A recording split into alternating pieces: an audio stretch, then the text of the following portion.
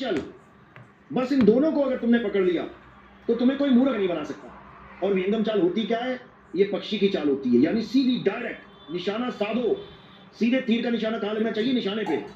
इसको साधना कहते हैं, इसीलिए बोला जाता है, इस यूट्यूब चैनल का नाम रखा है ना, कहें कबीर सुनो भाई साधो। तो इसको साधना है विहंगम चाल के द्वारा। और जब तीर जाकर निशाने पे लग जाता है तो चलता हुआ तीर क्या हो जाता है? अचल हो जाता है। समझ लो, तीर चलता हुआ जा रहा है और कहां पे जाके अचल हो जाएगा? निशाने पे लग के। इसी प्रकार चलती हुई सुरता ये भटक रही है सारे संसार में, तीनों लोक में भटक रही है। ये कहां पे जाके अचल हो जाएगी? ये हमारे असली शब्द स्वरूप में जाके अचल हो जाएगी। असली स्वरूप में वहां अचल हो जाएगी, जिसको बोला है सुरत समाये शब्द में। और वाह को काल ना खाए, अचल हो जाएगी। और अचल को फिर कोई नहीं पकड़ सकता, फिर वो मुक्त हो जाएगी। ये जन्म मरण का खेल खत्म हो जाएगा। ये चलने वाले नाम राम राम राम मेरे मुंह से चल के तुम्हारे कान तक पहुंच रहे हैं। ये चलने वाले नाम माया हैं। राधे राधे राधे ये मुंह से निकल के तुम्हारे कान तक पहुंच रहा है। ये चलने वाले नाम ये सब माया है। वाहेगुरु वाहेगुरु वाहेगुरु ये मेरे मुंह से निकला तुम्हारे कान तक पहुंचा, चलने वाला नाम है, माया है। गॉड गॉड हालेलुया अल्लाह अकबर कोई भी नाम मुंह से निकल के तुम्हारे कान तक पहुंचा तो ये चलने वाला नाम है। और जबकि नाम अचल होना चाहिए। अचल नाम ही तुम्हें अचल कर सकता है, चलने वाला नाम तुम्हें चला चला के घुमाएगा।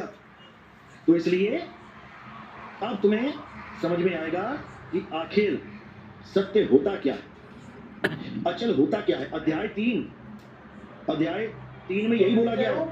17वां श्लोक, हे अर्जुन जो अपनी आत्मा में रमण करते हैं यानी रम जाते हैं। और ये रामपाल जी के चेले मेरी बात उठा के अध्याय 3 17वां श्लोक दिखा के क्या कह रहे हैं कि नितिन दास कह रहा है कि जो अपनी आत्मा के साथ भोग विलास करते हैं, ऐसे मूल बुद्धि लोग मैंने जीवन में कभी नहीं देखे। रमण करने को ये क्या मान बैठे हैं कि जैसे राधा रमण कहते हैं कि राधा के साथ रमण करने वाला कौन? कृष्ण जी।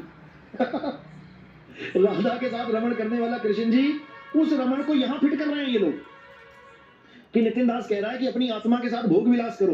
अरे मूर्खों, ओ मूर्खों।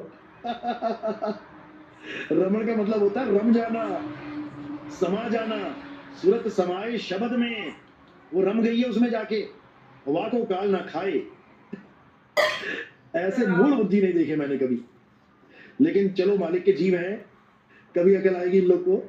लेकिन इन्हीं बेवकूफियों की वजह से इन्हीं के भगत जाग रहे हैं। इन्हीं की डिबेट सुन सुन के कहते हैं कितने बड़े बेवकूफ हैं ये लोग, हम किनके साथ जुड़ गए थे गलती से। अब सही रास्ता समझ में आया है।